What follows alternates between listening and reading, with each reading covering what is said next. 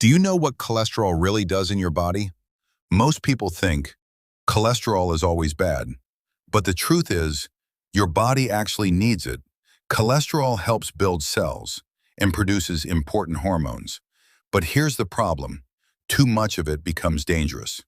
There are two types you should know: good cholesterol and bad cholesterol. Good cholesterol helps clean your blood vessels.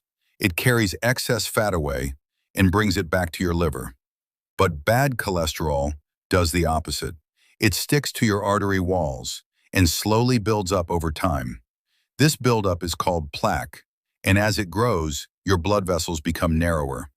Blood flow becomes restricted, and your heart needs to work harder. This can lead to serious problems, like heart attack or stroke. But here's the good news. You can control it. Healthy food, regular exercise, and sometimes prescribed medication. These help reduce bad cholesterol and protect your heart. So the next time you think about cholesterol, remember, it's not always the enemy, but too much of it can silently harm you.